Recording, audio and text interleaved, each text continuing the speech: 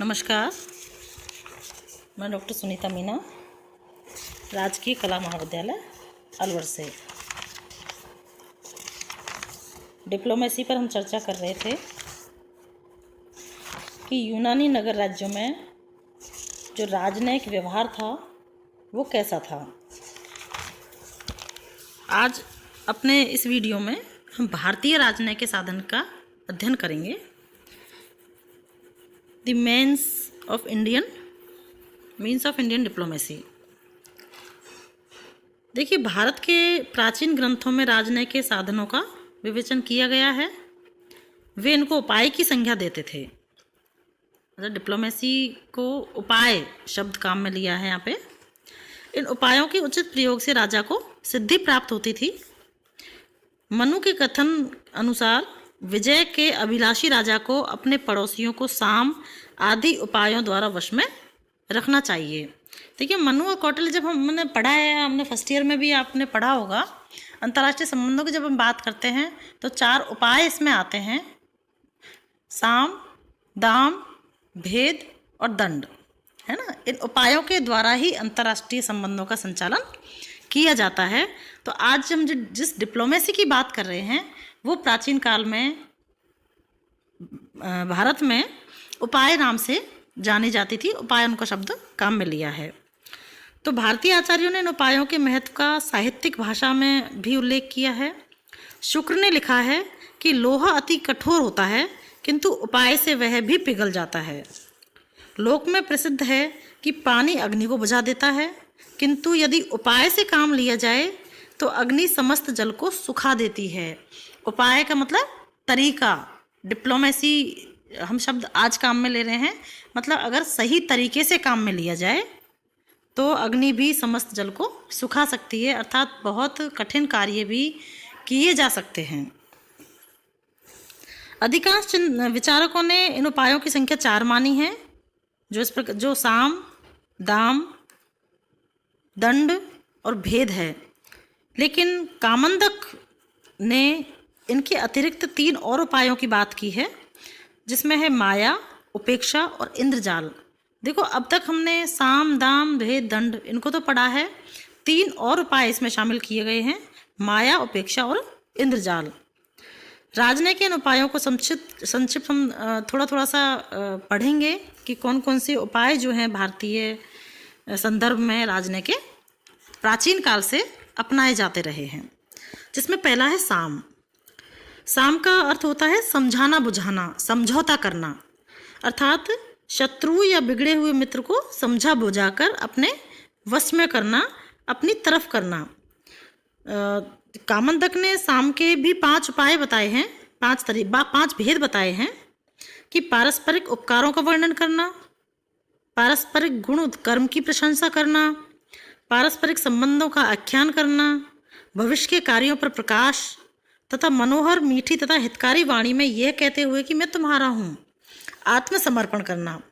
साम उपाय को अपनाने वाले राज्य द्वारा प्रयुक्त की जाने वाली भाषा के संबंध में कामंदक ने लिखा है कि जिस वाणी से दूसरे को उद्वेग ना हो वह सामवाणी कहलाती है, अर्थात मधुर वाणी जिसको हम कहते हैं ना, साम मधुर वाणी कहलाती है। यह सरल, सत्य एवं प्रिय होती है। राजाओं को यथासंभव इस उपाय का अनुसरण करना चाहिए। कौटिल्य के मतानुसार दुर्बल राजाओं को समझा बुझाकर प्रसन्न रखना चाहिए। अर्थात डिप्लोमेसी में, कूटनीति में सबसे पहली जो बात आती है वो है, क्योंकि देखो, समझा बुझाकर अपने वश में करना, अपने हितों की पूर्ति करना कहीं भी हमें नुकसान नहीं देता। उसमें हमें कोई एनर्जी नहीं लगानी पड़ रही है। और उससे दूसरी बात यह है कि उससे हमारे शत्रुओं की संख्या कम होती है और मित्रों की संख्या बढ़ती है। तो अंतर्राष्ट्रीय राजनीति में डिप्लोमेसी का सबसे पहला जो उपाय बताया गया है प्राचीन भारतीय राजनीतिज्ञों द्वारा वो है साम। दूसरा है दाम। देखो, दाम को कई बार दान भी शब्द काम में लिया जाता है या पढ़ा जाता है, जिसका मतलब होता है देना, है ना। मतलब सामने वाले शत्रु को कुछ उपहार देना, एक तरह से दान देना, उपहार देना, पूंजी देना, जमीन देना, मतलब किसी भी तरीके से उसको देकर संतुष्ट करना। शत्रु और बिगड़े हुए मित्र को शांत करने के लिए आश्वासन, वचन, भूमि, धन आदि से आश्रय लिया जाना या उसको संतुष्ट करना एक तरह से दान कहलाता है। इन उपायों को भी 5 भेदों में उल्लेख किया है। दाम में क्या क्या आता है कि पहला है कि शत्रु अथवा नाराज मित्र को धन धान्य दे सकते हैं या द्रव्य दे सकते हैं, उसे ज्यों का तो लौटा देना, अर्थात उसने जो दिया है उसको एज इट इज़ वापस दे देना। दूसरा है अपना जो धन धान्य अथवा भूमि आदि शत्रु के अधिकार क्षेत्र में पहुंच गई है उसे उसी के पास छोड़ देना। पहली तो क्या है कि उसने जो हमें अगर दिया है तो उसको उसका लौटा देना। दूसरा है कि अपनी अगर उसके पास छूट गई है तो उसको छोड़ देना या उसी को दे देना। तीसरा है कि स्वयं द्वारा स्वेच्छा से अन्य राज्य को भूमि आदि दान करना। चौथा है शत्रु राज्य के स्वयं धन धान्य भूमि आदि प्राप्त करना। शत्रु से लूट में प्राप्त हुए प्रदेश या संपत्ति को छोड़ देना। दाम उपाय के इन भेदों को कौटिल्य ने भी स्वीकार किया है, क्योंकि इसमें क्या है कि झगड़े की जो संभावनाएं बहुत कम हो जाती हैं अगर हम दाम देकर या दान देकर अपनी हितों की पूर्ति कर सकते हैं। तो साम के बाद दूसरा जो महत्वपूर्ण उपाय है वो है दाम। तीसरा है भेद। भेद का अर्थ होता है फूट डालना, है ना। देखिए जिस समय शत्रु अथवा मित्र राजा में भेद या फूट उत्पन्न हो जाए तो उसे भेद कहते हैं। उसके द्वारा एक राज्य अपने विरोधियों में फूट डालकर उसकी शक्ति को कमज़ोर बना सकता है। भेद को भी हम 3 प्रकार से कर सकते हैं। भेद जो उपाय है कि शत्रु के स्नेहियों एवं समर्थकों में फूट उत्पन्न करना। दूसरा है शत्रु के मंत्री, सेनाध्यक्ष, समर्थक एवं अन्य उच्च पदाधिकारियों में परस्पर धृष्टतापूर्ण व्यवहार को प्रोत्साहन देना ताकि उनके बीच भेद पैदा हो जाए, फूट पैदा हो जाए।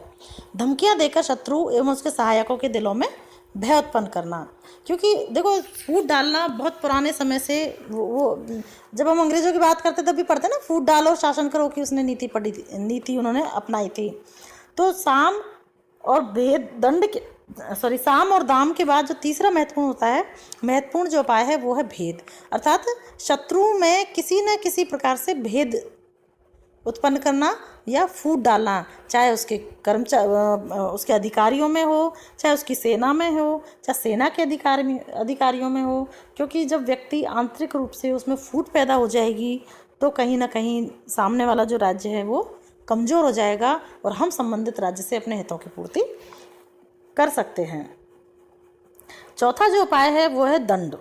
दंड सबसे लास्ट में आता है क्योंकि दंड का मतलब होता है एक तरह से हिंसा या युद्ध, है ना।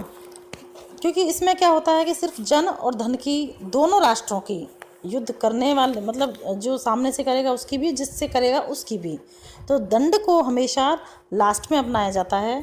साम, दाम, भेद अगर अपना कार्य नहीं कर सकें, अर्थात इनसे काम नहीं चल रहा है, तो अंतिम जो उपाय बचता है वो भेद बचता है। क्योंकि इसमें भेद का मतलब है युद्ध करना या हिंसा। युद्ध हमेशा बिना हिंसा के तो युद्ध हो नहीं सकता, इसलिए शत्रु द्वारा किए गए उपकार के हेतु से दंडित करना एक तरह से, है ना। तो इसको भी 3 प्रकार से भेद बताए हैं। भेद भी 3 प्रकार के होते हैं कि शत्रु का वध कर देना, उसका धन हर लेना तथा शारीरिक कष्ट देना, है ना। सिर्फ इसमें हिंसा है। कौटिल्य ने माना है कि जो राजा दुर्बल है उसको समझा बुझाकर और कुछ देकर अपने अनुकूल बना लेना चाहिए तथा जो राजा सबल हो उसको दंड उपायों में वश में करना चाहिए। मनु ने भी यही कहा है कि जिस प्रकार कृषक धान्यों की रक्षा हेतु निराई करता है, उसी प्रकार राजा को धर्म विरुद्ध आचरण करने वालों को दंड देना चाहिए या दंड द्वारा उनका दमन करना चाहिए। दंड का प्रयोग प्रकट एवं अप्रकट 2 रूपों में किया जा सकता है। तीसरा जो कामंदक ने जो 2 और 3 और जो उपाय बताए हैं उसमें है नेक्स्ट अपना माया। राजने का एक अन्य जो साधन है वो माया भी है। इसके अनुसार इच्छा अनुसार रूप धारण करके, माया का मतलब कहते हैं ना माया षड्यंत्र एक तरह से, तो धोखे में जो रखना कि दिखाई कुछ देता है और होता कुछ है, तो इसके अनुसार इच्छा अनुसार रूप धारण करके शास्त्रास्त्र अथवा जल की वर्षा करके अंधकार में लीन होने की नीति अपनाई जाती है। इनको कामंदक ने मानुषी माया के नाम से भी संबोधित किया है। वे इसे उपयुक्त अवसर पर शत्रु के नाश के लिए उचित मानते हैं। कभी आपने रामायण देखी होगी तो उसमें माया का बहुत जिक्र आता है कि कभी बहुत ज़्यादा वर्षा कर दी जाती है, मतलब क्या माया रूप धारण कर लेते हैं। तो माया भी डिप्लोमेसी का एक साधन हो सकती है।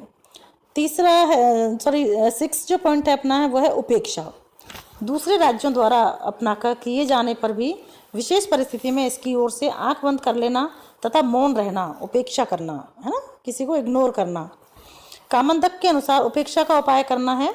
उसके अनुसार उपेक्षा के भी तीन भेद होते हैं इसके: अन्याय की उपेक्षा करना, व्यसन की उपेक्षा करना और युद्ध में प्रवृत्त होने वाले का निवारण न करना। अर्थात हमारे प्रति अगर कोई अन्याय हो रहा है, व्यसन है या ज़बरदस्ती युद्ध करने की कोशिश भी की जा रही है, तो हमारा कोशिश ये होनी चाहिए कि हम उसकी उपेक्षा करें।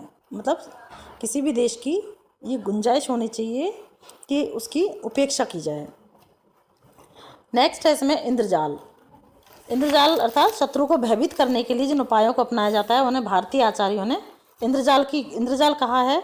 उदाहरण के लिए मेघ, अंधकार, वृष्टि, अग्नि, पर्वत तथा अद्भुत दर्शन एवं ध्वजा पताका से युक्त दूरस्थ सेना का दर्शन आदि कार्य है। इन सभी उपायों के आलंबन द्वारा शत्रु को आतंकित किया जाता है और भयभीत होकर संबंधित राज्य की शर्तों के आगे झुक जाता है। भारतीय आचार्यों ने राजनय के उपयुक्त साधनों को शत्रु की सेना तथा विद्रोहियों में आवश्यकता अनुसार प्रयोग करने का परामर्श दिया है। इन उपायों का आश्रय लिए बिना युद्ध का मार्ग अपनाने की चेष्टा अंधे पुरुष के कार्य जैसी मानी जाती है। अर्थात बिना उपायों के डिप्लोमेसी या राजनय जो है वो पूरा नहीं हो सकता या प्रभावी नहीं हो सकता।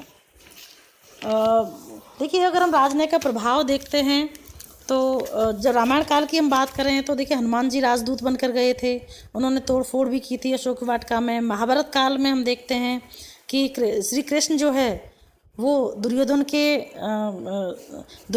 दरबार में दूत बनकर गए थे, है ना। उनका लक्ष्य शांतिपूर्ण समझौते करवाना था। मौर्य काल की जब हम बात करते हैं तो राजनय के सिद्धांत और व्यवहार की प्रगति अपने चरम स्तर पर पहुंच चुकी थी उस टाइम भी। 3वीं शताब्दी ईस्वी में सीरिया के सेल्यूकस निकेटर ने मगस्थनीज को दूत बनाकर चंद्रगुप्त मौर्य के दरबार में भेजा था। कौटिल्य ने राजनय के अपने प्रसिद्ध ग्रंथ अर्थशास्त्र की रचना भी उसी समय की थी। इसी प्रकार अग्नि पुराण की अगर हम बात करते हैं, बौद्ध काल की हम बात करते हैं, तो सम्राट अशोक के समय भारत के लंका, सीरिया, मिस्र आदि देशों के साथ भी राजनयिक संबंध थे। तो इस प्रकार भारतीय संदर्भ की अगर हम बात करें तो प्राचीन काल से लेकर राजनय हमारे इतिहास में, हमारी राजनीति में देखा जा सकता है।